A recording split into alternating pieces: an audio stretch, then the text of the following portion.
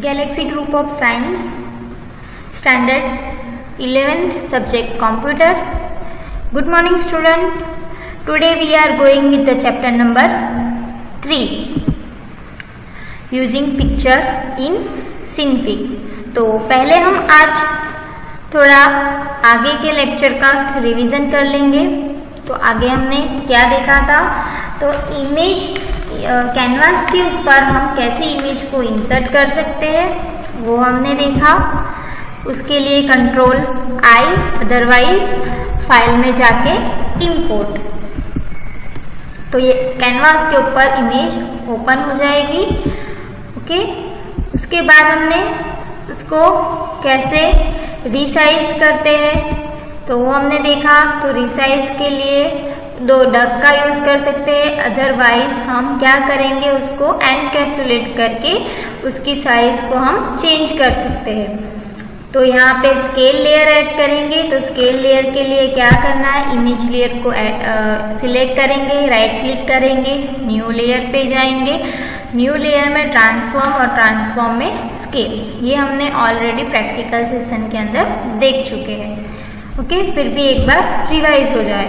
तो यहाँ पे 0, उसके बाद उसकी जो प्रॉपर्टी होगी, स्केल लेयर को जैसे ही हम सिलेक्ट करेंगे तो आपको पैराम्स पैनल के अंदर उसकी प्रॉपर्टी डिस्प्ले होगी। प्रॉपर्टी के अंदर अमाउंट होगा, तो अमाउंट में अगर 0 होगा तो क्या होगा, जो इमेज है एक्चुअली जो इमेज होगी वो ही हमें वहाँ पे डिस्प्ले होगी। अगर हमें उसको छोटी बड़ी करनी है तो अगर -1 करेंगे तो उसकी साइज डिक्रीज हो जाएगी, और +1 करेंगे, +2 करेंगे तो उसकी साइज बढ़ जाएगी। ओके, हमने -1 किया था तो उसकी साइज कैसी हो गई, छोटी हो गई है। उसके बाद हमें अगर उसे रोटेट करना हो तो रोटेट करने के लिए स्केल लेयर का यूज करेंगे। जैसे ही हम स्केल लेयर को सिलेक्ट करेंगे, सिलेक्ट करने के बाद राइट क्लिक के बाद न्यू लेयर के बाद ट्रांसफॉर्म एंड देन रोटेट। तो इतना स्टेप्स करने पर हमें यहाँ पे ऐसी ब्लू लाइन दिखेगी। जैसे ब्लू लाइन दिख रही है उसको हम यूज करके इमेज को रोटेट कर सकते हैं। ओके, तो इतना हमने देख चुके थे। आज हम नया टॉपिक चालू करेंगे, मास्किंग। तो मास्किंग क्या होता है तो वो देखेंगे।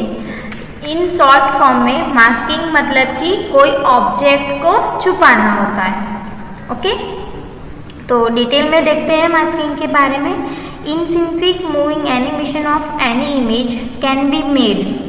ओके, तो in synthetic an animation with a cloud coming out of window can be made in a picture if a picture of windows is made in synfig. So cloud type object can be kept behind window and it can be moved. क्या होगा, cloud window के behind होगा और वो move करेगा। If there is a picture of a window, the task of animation cloud becomes tough. So masking features is employed to hide or reshow any part of layer. The mask given as shape operators are as a window by which the object under it is seen. So alternately mask is used as a patch to hide object under it. So let us understand by example and try to show a cloud moving through the window using the concept called masking. तो देखते हैं। तो सबसे पहले क्या करेंगे, एक नई फाइल क्रिएट करेंगे। तो फाइल में जाके न्यू कर सकते हो, अदरवाइज हम क्या करेंगे, जो हमारा अपर पैलेट है, ये जो आपको दिख रहा है अपर पैलेट, उसमें यहाँ पे क्लिक करेंगे तो हमारी नई फाइल क्रिएट हो जाएगी। ओके, अब जैसे ही नई फाइल क्रिएट होगी हम क्या करेंगे, इमेज को इंपोर्ट करवाएंगे। जैसे हमने आगे इमेज को इंपोर्ट करवाया उसी तरीके से हम यहाँ पे भी इमेज को इंपोर्ट करवाएंगे। तो कैसे इंपोर्ट करवाएंगे? तो हम फाइल में जाके इंपोर्ट करवा सकते हैं, अदरवाइज शॉर्टकट की का यूज़ करेंगे। Ctrl+I है इमेज को इंसर्ट करवाने के लिए, उसकी शॉर्टकट की है Ctrl+I। तो जैसे ही मैं Ctrl+I प्रेस करूंगी तो मुझे एक डायलॉग बॉक्स दिखेगा। जैसे ही डायलॉग बॉक्स दिखेगा तो मेरी इमेज जहाँ पे भी होगी वहाँ से मैं मेरी इमेज को सिलेक्ट करूंगी। जो भी फोल्डर होगा उसी में से मैं मेरी इमेज को सिलेक्ट करूंगी। तो जैसे ही मैंने इमेज को सिलेक्ट किया तो ओपन किया इमेज को, तो वो कहाँ पे दिखेगा मुझे? कैनवास के ऊपर वो मेरी इमेज इंपोर्ट हो जाएगी। अब हम उसे क्या करेंगे? रिसाइज करना है।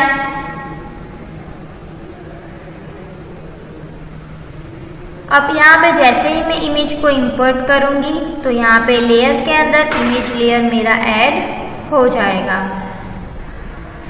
You can see the image layer add in the layer panel। ये जो लेयर पैनल है उसके अंदर मेरा ये इमेज लेयर एक ऐड हो जाएगा। ओके, तो ये दिख रहा है आपको। नाउ अब क्या करेंगे? हम उसको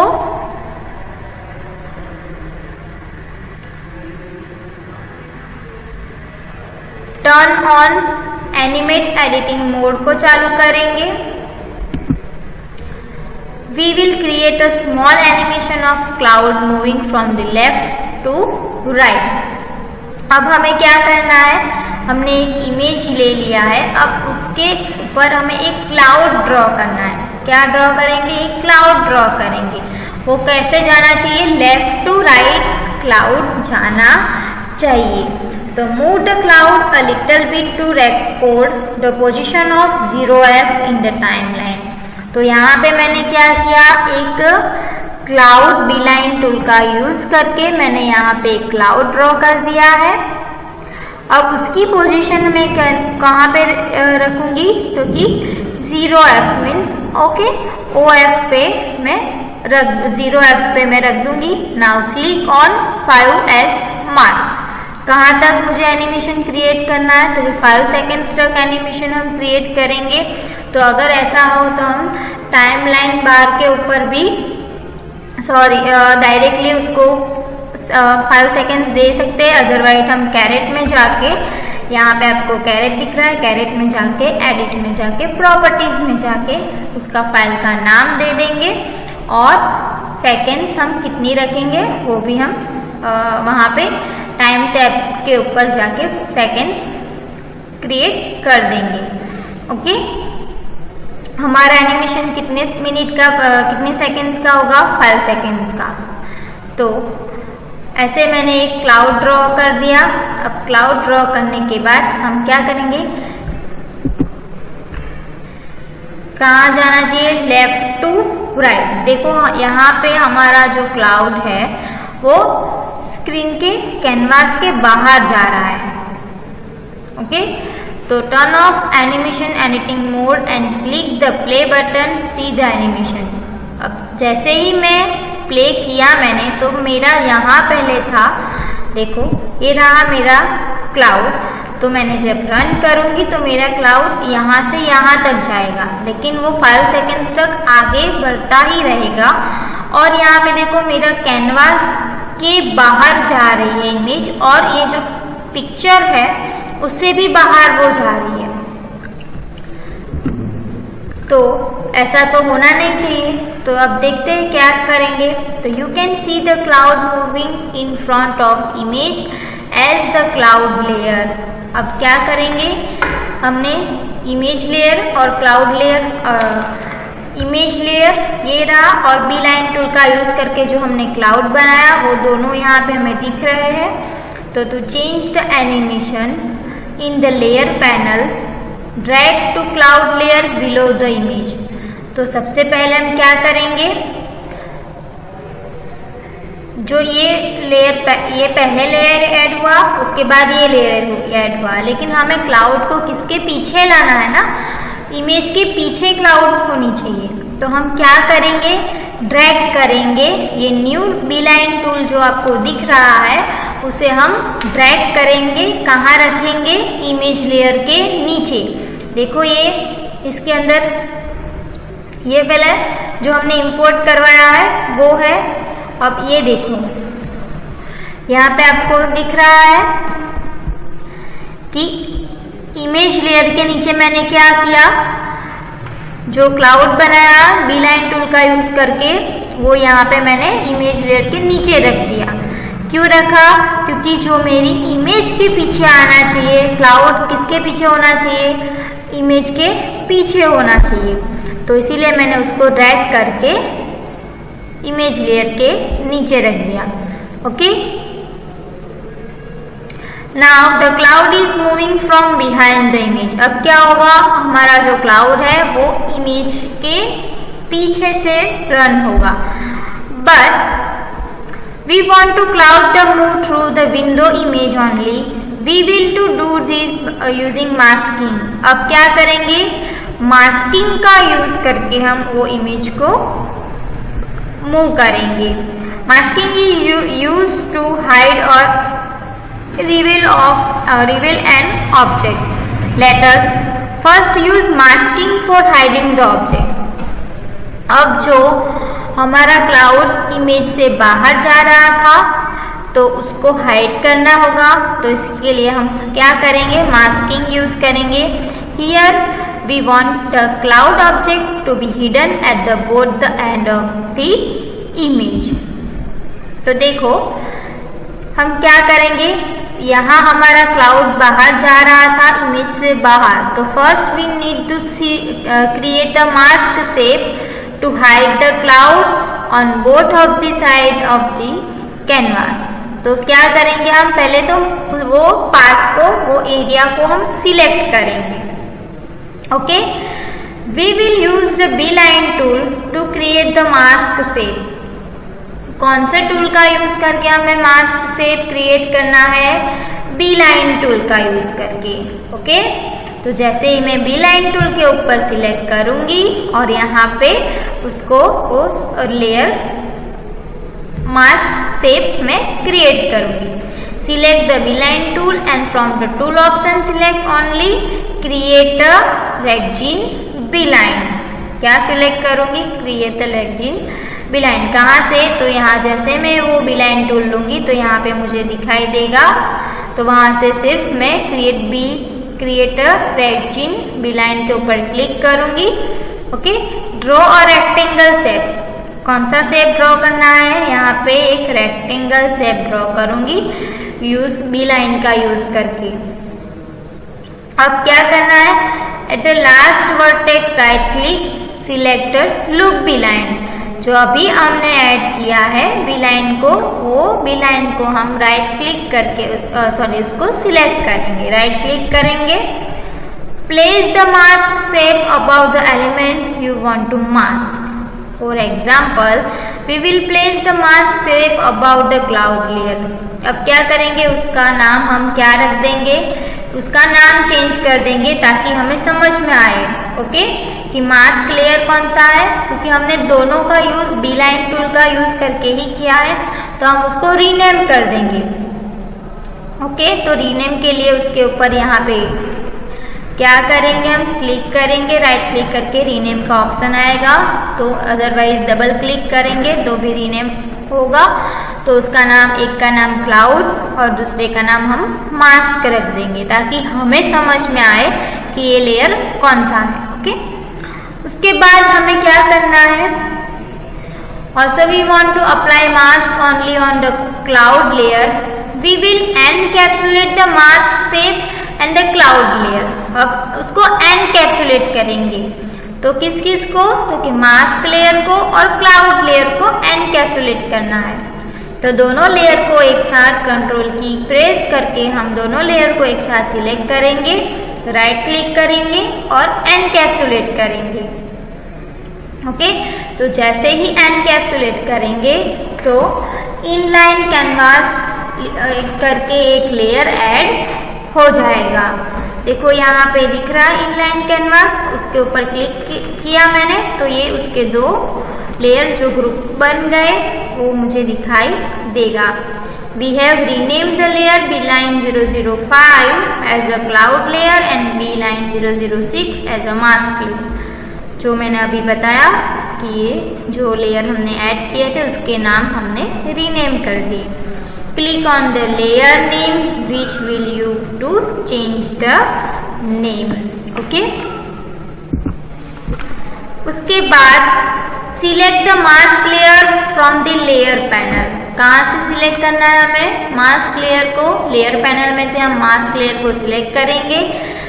उसके बाद पैरामीटर पैनल में जाएंगे जहाँ पे उसकी प्रॉपर्टीज दिख रही है, उसमें जो ब्लेंड मेथड है वो ब्लेंड मेथड को हम चेंज करेंगे।